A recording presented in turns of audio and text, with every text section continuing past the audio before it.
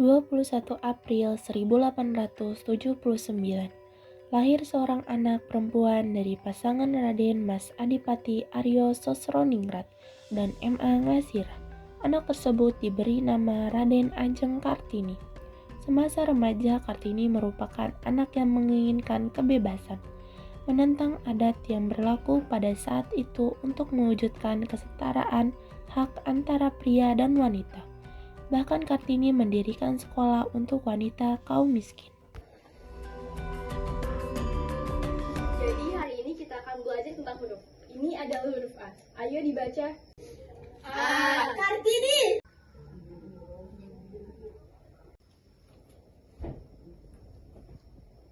Kartini, sudah saatnya kamu dipingit. Ibu tidak ingin melihat kamu terus-terusan belajar dan terus mengajar. Mengapa Ibu? Apakah salah jika seorang wanita ingin belajar dan memiliki kedudukan yang sama dengan seorang pria? Cukup! Tradisi tetaplah tradisi, dan saya akan tetap berpendapatan seperti ini. Terserah kamu saja hingga tiba saatnya, mau tidak mau kamu harus tetap melakukan pingitan. Pak, Bu, berarti gimana ke sekolah? Krinil yang menjadi wanita yang cerdas, membuat cita-cita menjadi lebih terang. Krinil tidak ingin dipingit, Pak, Bu. Tidak, Trinil, Bapak tidak bisa menuruti permintaanmu. Sudah waktunya kamu untuk dipingit, mempelajari banyak hal yang harus dipelajari oleh seseorang perempuan dan menikah dengan orang yang tepat. Tidak bisakah tradisi ini ditiadakan, Pak? Trinil, Bapak adalah bupati, pemimpin rakyat Jepara yang seharusnya Bapak menghancurkan tradisi kita sendiri. Bu, Krinil mohon, Bu. Sudahlah Trini, laksanakan apa yang sudah menjadi tradisi. Kelak kau akan mengerti mengapa semua ini dilakukan. Tahun 1891 adalah tahun di mana Kartini mengalami kesedihan mendalam. Kedua orang tuanya, Raden Mas Adipati Aryo Sosroningrat dan Mas Ajeng Ngasirah, menyampaikan kabar yang mengguncang hatinya. Waktu Kartini untuk belajar di sekolah telah habis. Seperti halnya gadis-gadis pribumi lain, Kartini harus berhenti sekolah dan menjalani pingitan, mengurung diri di balik tembok tinggi. Bagaimana rasanya dipingit ya? Entahlah Trinil, kamu akan sulit berinteraksi dengan semua orang dan kamu akan dikawal kemanapun kamu pergi. Aku tak mau dipingit. Aku ingin bersekolah. Tenanglah, ini sudah jadi tradisi dan kamu tidak bisa melanggarnya. Terima kasih, aku sangat menyayangi kalian. Perasaanku saat ini sangat kacau. Bersabarlah Trinil, kau adalah wanita yang tangguh. Kami yakin kamu pasti bisa melewati masalah ini. Ya itu pasti. Sebenarnya apa itu dipingit? Entahlah, ibu bilang aku tidak akan sebebas dulu lagi. Kemana-mana aku harus selalu dikawal. Aku tidak ingin dipingit. Aku, Rukmini, dan Kartina masih bersekolah. Kapan kami akan dipingit juga? Saat kita umur 12 tahun, Sulastri, iya kan Kartini? Iya, betul Kartina. Ketika Kartini sedang duduk di depan halaman rumah, tiba-tiba ia melihat seorang gadis berwajah Eropa berjalan dari kejauhan. Ternyata itu adalah sahabatnya, Stella. Stella? Bagaimana kabarmu? Secara fisik, aku baik-baik saja. Tapi tidak dengan batinku. Batinku terasa perih. Kamu tahu kan? Aku tidak bisa berdiam diri. Mengerti, tidak ada lagi wanita pribumi yang ceria dan cerdas seperti dirimu. Tradisi ini membuatku tidak bisa melakukan apapun yang aku mau. Aku pun tak mengerti tentang tradisi ini. Apa salahnya perempuan bersekolah? Jika tak bersekolah, apa yang akan kamu lakukan? Aku akan melakukan apa yang dilakukan oleh wanita pribumi selayaknya. Setelah itu, aku akan menikah. Itu yang dikatakan oleh ibuku. Kartini, kamu harus bersabar. Jika kamu perlu bantuanku, aku ada untukmu. Terima kasih, Stella. Ini aku ada buku untukmu. Di dalamnya ada bahasa Belanda. Terima kasih, Stella. Sungguh, aku tidak bisa mengatakan apapun lagi. Kartini, aku berjanji akan mengunjungimu dan akan membantumu melewati masa-masa sedihmu. Hari-hari Kartini pun diisi dengan semua hal yang katanya harus bisa dilakukan oleh wanita sejati, ditambah dengan belajar bahasa Belanda melalui buku-buku yang dipinjamkan oleh sahabatnya, Stella. Lalu pada suatu hari, Kartina, Sulastri, dan Rukmini diam-diam mengajak Kartini untuk berjalan-jalan mengelilingi Jepara.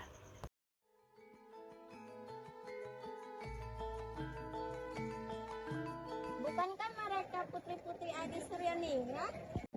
Apakah kalian putri-putri Adi Sosrodiningrat? Bagaimana ibu bisa tahu? Saja, beliau adalah Bupati Jepara. Kami beberapa kali melihat kalian bersama Bapak Bupati. Mengapa kalian keluar tanpa pengawal? Apa kalian tidak dipingit? Apakah saya boleh bertanya, Bu? Tentu saja boleh. Apakah dipingit itu adalah sesuatu yang harus dilakukan, Bu? Tentu saja itu sudah ada sejak zaman nenek moyang kita. Lagi pula dipingit bisa membuat kita terjaga dari kaum lelaki yang bukan muhrim hingga kita menikah. Lalu, apakah Ibu bersekolah? Saya tidak bersekolah, saya hanya rakyat biasa yang bersekolah, rakyat Belanda dan kaum bangsawan. Baiklah, terima kasih atas jawabannya, Bu. Kalau begitu, kami izin melanjutkan perjalanan terlebih dahulu.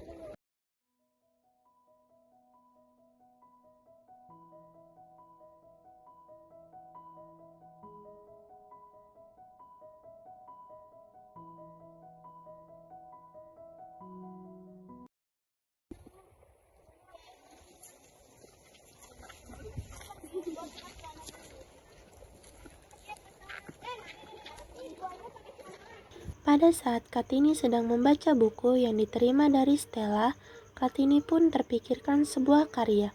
Kemudian Kartini menuliskan idenya di sebuah kertas.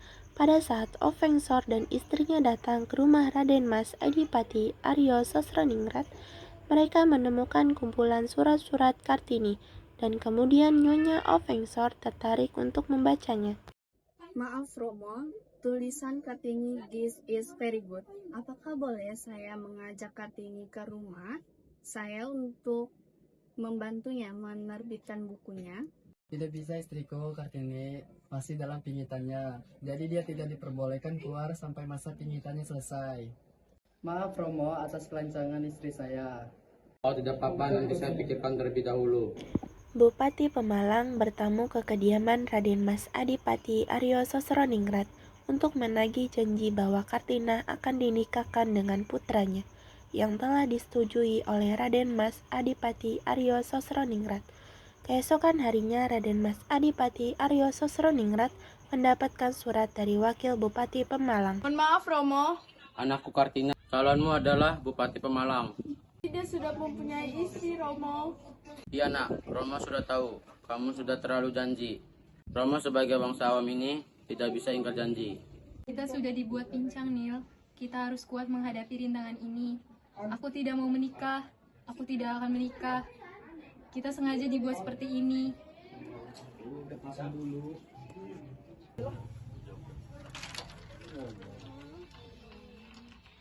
Maaf, ada apa, Ibu? Perlu tahu alasannya? Ingat, meskipun kamu di sini dihormati orang Belanda, tetapi kedudukanku lah yang lebih tinggi di sini. Yang berkuasa mengatur Rukmini itu aku.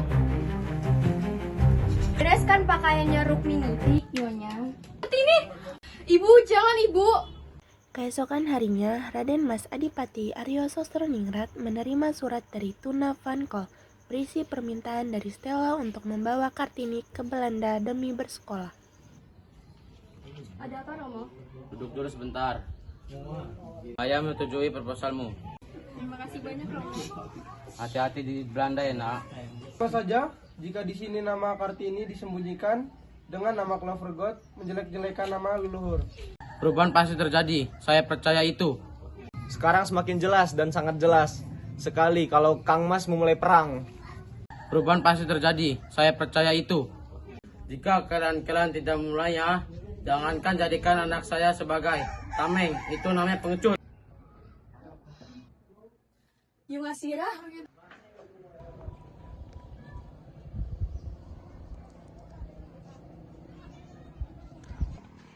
Ada apa, Yu? Apa yang sudah kamu pelajari dari aksara Belanda, nak? Ketika di pangku, hatinya tentram karena kepintaran yang terjaga. Sepandai-pandainya orang Belanda itu menguasainya, mereka tidak akan mengenal kata pangku.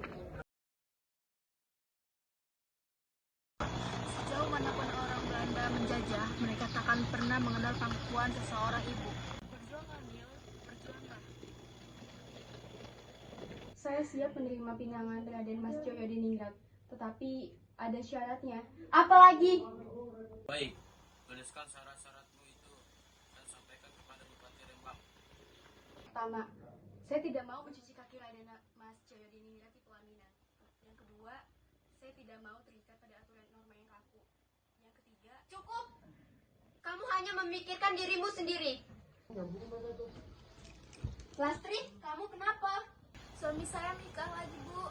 Saya tahu suami saya lebih mencintai istri mudanya yang lebih terpelajar. Kartini benar, saya mendukungmu, Kartini. Yang ketiga, calon suamiku harus mendukungku membangun sekolah untuk perempuan dan anak-anak.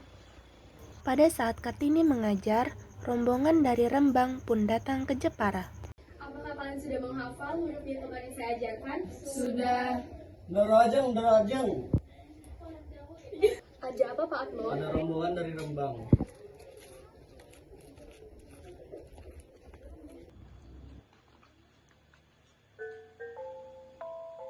Romo, bisakah saya bicara berdua dengan Raden Mas Jayadiningrat? Baiklah. Ada beberapa hal yang saya ingin tanyakan pada Raden. Sungguh, bagi saya sangat mulia. Saya juga sempat memikirkan hal tersebut, namun ada beberapa hal dan pertimbangan membuat saya belum bisa melakukannya. Jika Kartini ingin melakukannya, maka saya siap akan mendukung. Tiada awan di langit yang tetap selamanya. Tiada mungkin akan terus-menerus terang cuaca. Sehabis malam, Gabulita lahir pagi membawa keindahan kehidupan manusia serupa alam. Air hujan yang menjadikan sebatang tumbuh-tumbuhan berdaun dan bertunas menumbangkan yang lainnya, dan menjadikan tumbuhan itu busuk. Tiap-tiap hari harus kita doakan kepada Tuhan.